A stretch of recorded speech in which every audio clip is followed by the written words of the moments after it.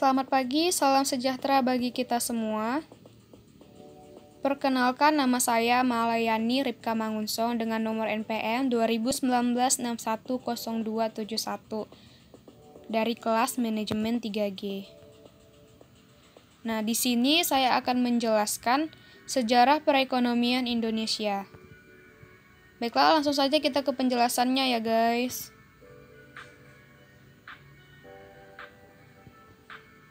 Sejarah perekonomian Indonesia dibagi menjadi beberapa periode, yaitu 1. Perekonomian pada masa Orde Lama, yang kedua perekonomian pada masa Orde Baru, yang ketiga perekonomian pada masa transisi reformasi, yang keempat pemerintahan reformasi.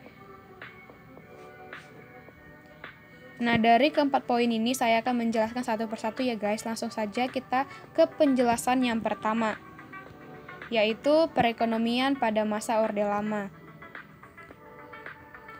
yang dimana keadaan ekonomi dan keuangan pada masa awal kemerdekaan amat buruk, antara lain disebabkan oleh inflasi yang sangat tinggi yang dikarenakan beredarnya lebih dari satu mata uang secara tidak terkendali. Pada waktu itu, untuk sementara waktu pemerintah Republik Indonesia menyatakan 3 mata uang yang berlaku di wilayah Republik Indonesia, yaitu mata uang De-Javase Bank, mata uang pemerintah Hindia Belanda, dan mata uang pendudukan Jepang. Kemudian, pada tanggal 6 Maret 1946, Panglima AFNEI atau Elite Force for Netherlands East Indies atau pasukan sekutu mengumumkan berlakunya uang nikah di daerah-daerah yang dikuasai sekutu. Pada bulan Oktober 1946, pemerintah Republik Indonesia juga mengeluarkan uang kertas baru, yaitu ORI, yang dimana Oeang Republik Indonesia, sebagai pengganti uang Jepang.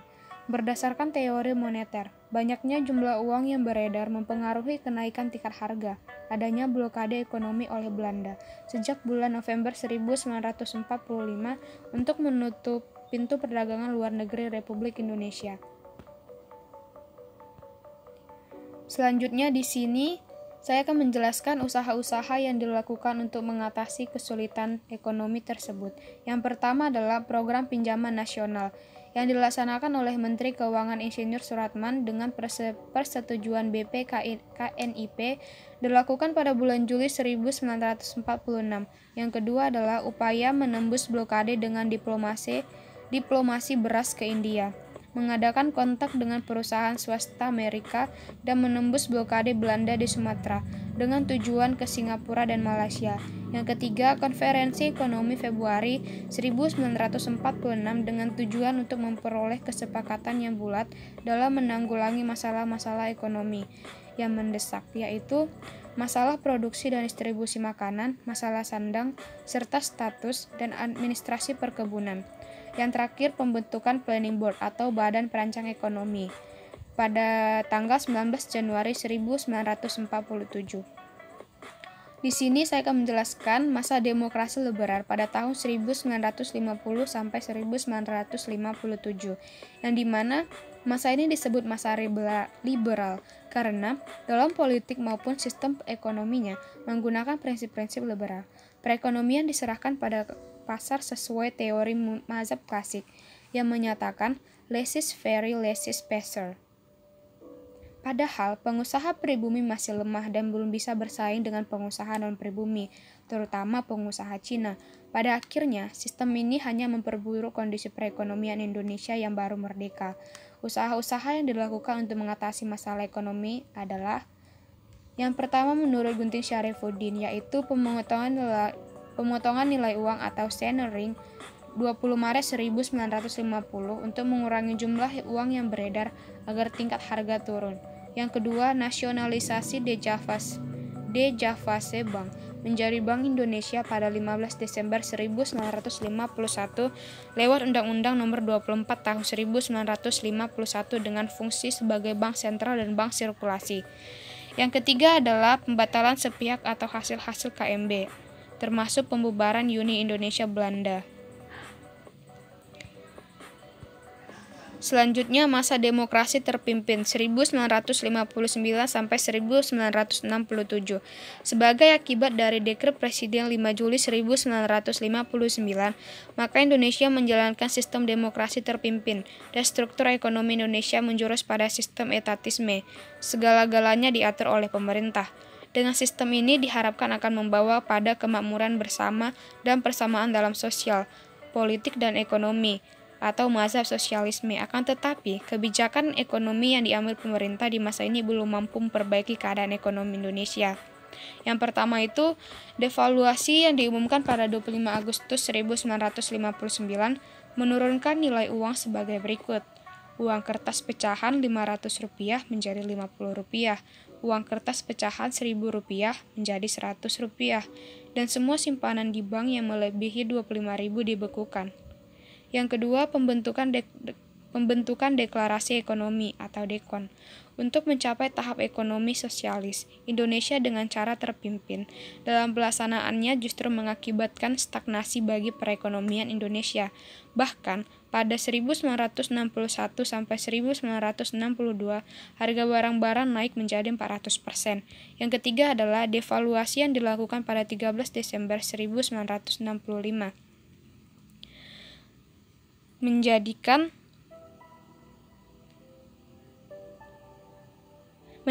uang senilai Rp1.000 menjadi Rp1, sehingga uang rupiah baru mestinya dihargai 1000 kali lipat uang rupiah lama, tapi di masyarakat uang rupiah baru hanya dihargai 10 kali lipat lebih tinggi.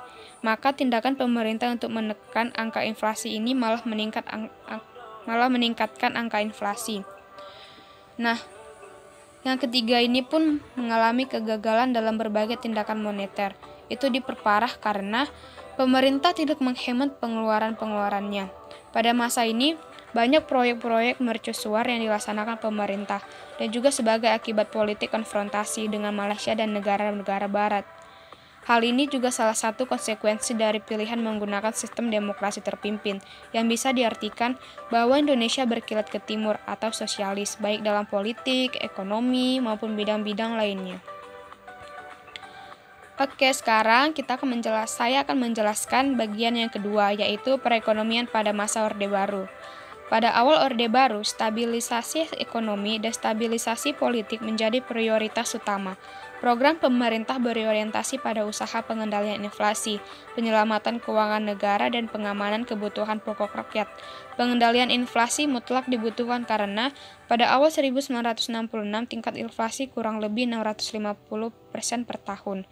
Setelah melihat pengalaman masa lalu, di mana dalam sistem ekonomi liberal, ternyata pengusaha pribumi kalah bersaing dengan pengusaha non-pribumi, dan sistem etatisme tidak memperbaiki keadaan. Maka, dipilihlah sistem ekonomi campuran dalam kerangka sistem ekonomi demokrasi Pancasila.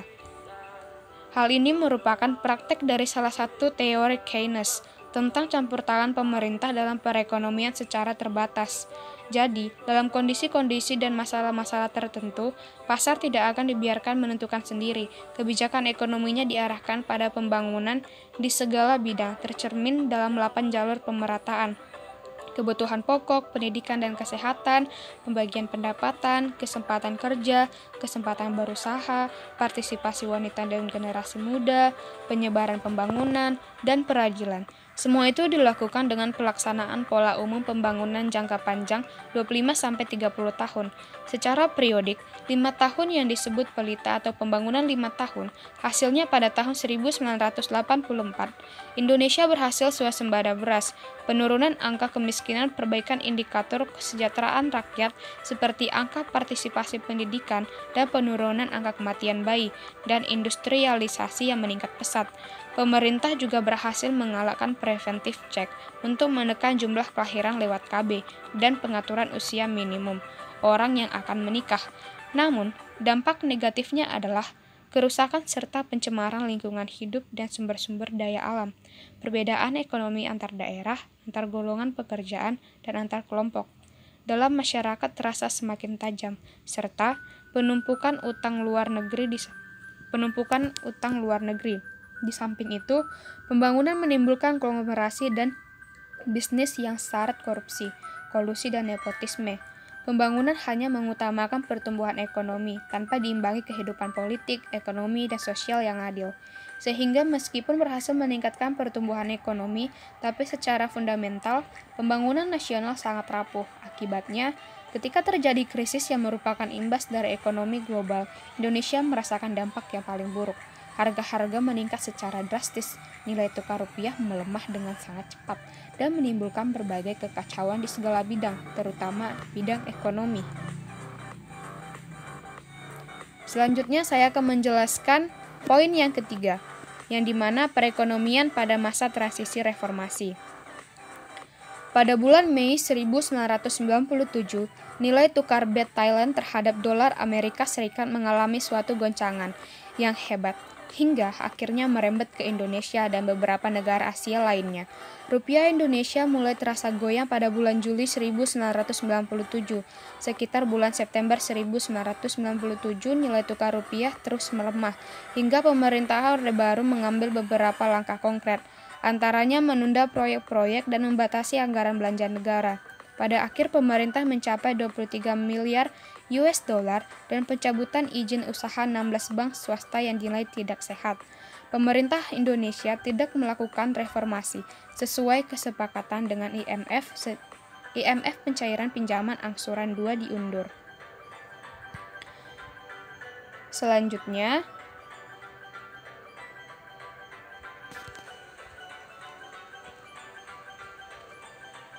maka dilakukan kesepakatan baru atau memorandum tambahan, yaitu program stabilisasi, restrukturisasi perbankan, restrukturisasi struktural, penyelesaian utang luar negeri swasta, bantuan bagi rakyat kecil atau kelompok ekonomi rendah. Sehingga krisisnya rupiah menyebabkan krisis ekonomi dan politik, sehingga terjadi beberapa tragedi seperti tragedi Trisakti, kerusuhan Mei, pendudukan DPR oleh mahasiswa. Akhirnya, Presiden Soeharto mundur digantikan oleh B.J. Habibie atau pemerintah transisi. Namun, dianggap tidak berbeda dengan pemerintahan sebelumnya karena tidak ada perubahan nyata dan orang-orang dalam kabinet adalah rezim Orde Baru.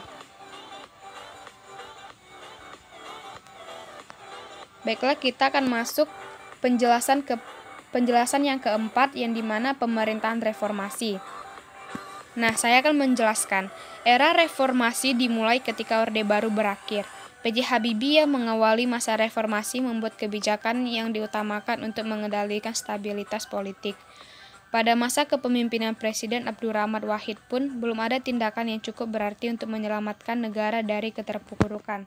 Padahal berbagai persoalan ekonomi yang diwariskan Orde Baru harus dihadapi, antara lain masalah KKN, pemulihan ekonomi, kinerja BUMN, pengendalian inflasi, dan mempertahankan kurs rupiah. Pemerintahan dilanjutkan oleh Megawati Soekarno Putri, yang mengalami masalah-masalah mendesak untuk dipecahkan, yaitu pemulihan ekonomi dan penegakan hukum. Pada masa kepemimpinan Susilo Bambang Yudhoyono, terdapat kebijakan kontroversial, yaitu mengurangi subsidi BBM dan bantuan langsung tunai atau BLT. Kebijakan untuk meningkatkan pendapatan per kapita ditempuh dengan cara mengandalkan pembangunan infrastruktur massal untuk mendorong pertumbuhan ekonomi, serta mengundang investor asing dengan janji memperbaiki iklim investasi. Selanjutnya, pada masa reformasi perekonomian Indonesia berangsur membaik, harga-harga barang pokok juga kembali normal. Perkembangan di era reformasi ini merupakan suatu bentuk perbaikan di segala bidang, sehingga belum menemukan suatu arah yang jelas. Tidaknya reformasi telah membawa Indonesia menjadi lebih baik dalam merubah nasibnya, tanpa harus semakin terjerumus dalam kebobrokan moral manusia-manusia sebelumnya. Dan pada saat ini memang Indonesia sudah mulai berorientasi keluar, dalam hal menjalin kerjasama dengan dunia luar di bidang ekonomi. Memang pada kenyataannya, apabila Indonesia menerapkan pembangunan dalam bidang ekonomi yang berorientasi keluar, hal tersebut bias merubah tatanan baru dan menciptakan stabilitas perekonomian di Indonesia, walaupun tidak sepenuhnya stabil dalam aspek-aspek lainnya. Nah, di sini ada grafik pertumbuhan ekonomi dari tahun ke tahunnya, dan sudah mulai membaik. Baiklah, sampai di sini penjelasan saya mengenai materi sejarah perekonomian Indonesia. Bila ada salah kata ketika saya menjelaskan, mohon dimaafkan. Cukup sekian hasil penjelasan saya. Saya ucapkan terima kasih. Sampai jumpa.